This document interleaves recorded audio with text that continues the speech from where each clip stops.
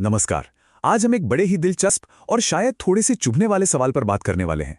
एक ऐसा सवाल जो हम सबके मन में कभी ना कभी आता तो जरूर है। देखिए, एक तरफ तो हमारा इतिहास है, इतना शानदार, इतना गौरवशाली, और दूसरी तरफ हमारा आज, हमारी छोटी छोटी सिविक रिस्पॉन्सिबिलिटीज। इन दोनों में इतना फर्क क्यों है? आइए इसी को थोड़ा कुरेदते हैं। ये तस्वीर तो हम सबने देखी है ना? स्वतंत्रता दिवस हो या गणतंत्र दिवस, हर गली, हर चौराहे, हर घर पर तिरंगा लहराता है। और इसे देखकर सच में एक अलग ही गर्व महसूस होता है, एक बहुत पावरफुल एहसास। और ये जो भावना है ना, ये सिर्फ झंडों तक ही सीमित नहीं है। आप कोई भी भाषण सुन लीजिए, कोई बड़ी बहस देख लीजिए, भारत महान का नारा आपको जरूर सुनाई देगा। हम अपनी महानता का जोर जोर से ऐलान करते हैं। पर जैसे ही इन नारों और झंडों से नजर हटती है ना, एक बिल्कुल अलग कड़वी सच्चाई सामने आ जाती है। सड़कों पर कचरे के ढेर। तो सवाल यही उठता है कि भाई ये दोनों तस्वीरें एक साथ कैसे चल सकती हैं? इसी पहेली को आज समझने की कोशिश करते हैं।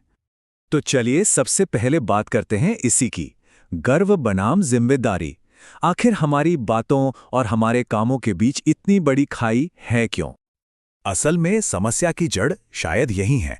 हम अपने इतिहास पर, अपने अतीत पर गर्व करने में इतने बिजी हो गए हैं कि हमें अपने आज की कमियों पर शर्मिंदगी महसूस ही नहीं होती। ऐसा लगता है मानो हम अतीत की कहानियों में जी रहे हैं और आज की हकीकत से बस आंखें बंद कर ली हैं। अब जरा इस फर्क को और करीब से देखिए। एक तरफ हम क्या कहते हैं, क्लीन इंडिया, और दूसरी तरफ असल में क्या करते हैं, घर के बाहर प्लास्टिक जला रहे हैं। हम सपना देखते हैं एक डेवलप्ड नेशन का, लेकिन हकीकत यह है कि एक पब्लिक टॉयलेट को इस्तेमाल करने के बाद उसकी सीट तक साफ छोड़ने की जहमत नहीं उठाते। और ये बात सिर्फ साफ सफाई तक ही नहीं है। हम नारा लगाते हैं इंडिया शाइनिंग का, लेकिन सिग्नल पर रेड लाइट तोड़ने में एक सेकंड भी नहीं सोचते। हम पूरी दुनिया को वसुधैव कुटुंबकम का पाठ पढ़ाते हैं, मतलब पूरी दुनिया एक परिवार है, लेकिन अपने ही मोहल्ले की किसी समस्या पर हमारा एटीट्यूड क्या होता है, मुझे क्या फर्क पड़ता है। तो चलिए अब थोड़ा और गहराई में जाते हैं और ये समझने की कोशिश करते हैं कि ये होता क्यों है। क्या ऐसा तो नहीं कि हमारा इतिहास ही हमारी कमियों के लिए एक ढाल, एक शील्ड बन गया है? ये जो तुलना है ना, ये सच में सोचने पर मजबूर कर देती है। हमारे पूर्वजों ने शून्य का आविष्कार किया, नालंदा जैसे विश्वविद्यालय बनाए, उन्होंने भविष्य के लिए सोचा, भविष्य गढ़ा। और आज हम क्या कर रहे हैं? हम बस उन्हीं के किस्से दोहरा रहे हैं, सोशल मीडिया पर रील्स बना रहे हैं, लेकिन अपनी कोई नई महान कहानी लिखने में कहीं ना कहीं चूक रहे हैं। और शायद यही असली वजह है। हमारा जो ऐतिहासिक गर्व है वो हमारी आज की हर गलती, हर कमी को छिपाने के लिए एक ढाल बन चुका है। जब भी कोई आज की समस्याओं पर सवाल उठाता है, हम फौरन अपने महान अतीत के पीछे जाकर छिप जाते हैं। और इसका नतीजा क्या होता है? ये होता है, अगर कोई देश की किसी असली प्रॉब्लम की तरफ उंगली उठा दे तो उसे तुरंत देश विरोधी या एंटी नेशनल का टैग दे दिया जाता है। मतलब सुधार के लिए की गई आलोचना को भी हम देश पर हमला मान लेते हैं। यहां पर एक डॉक्टर की मिसाल है, और ये ना बात को एकदम साफ कर देती है।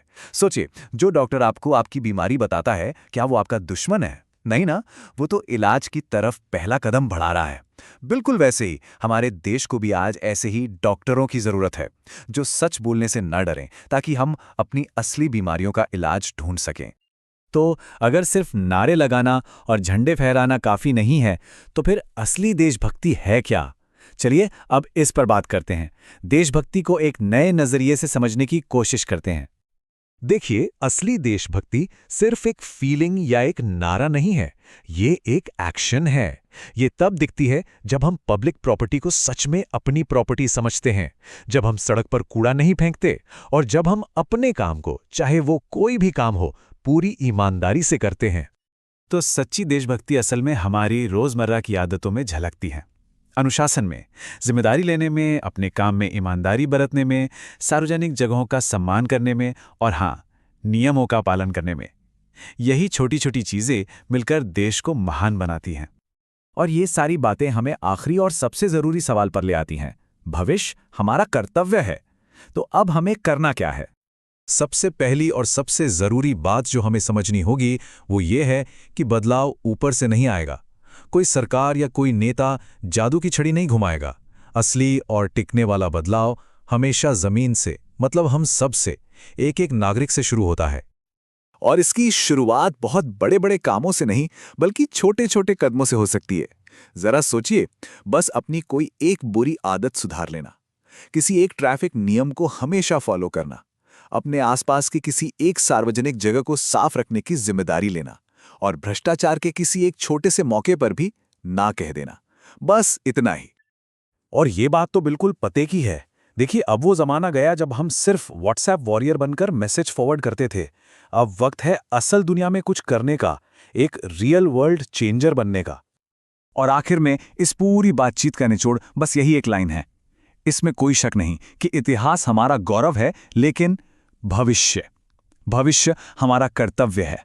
उसे हमें बनाना है, सिर्फ अतीत की कहानियों को दोहराना नहीं है। तो मैं इस चर्चा को इसी एक सवाल के साथ छोड़ना चाहूंगा। अपने पूर्वजों ने जो किया वो महान था, लेकिन हम सबको खुद से ये पूछना होगा कि हम आने वाली पीढ़ियों के लिए, अगले 100 सालों के लिए कौन सी विरासत छोड़कर जा रहे हैं।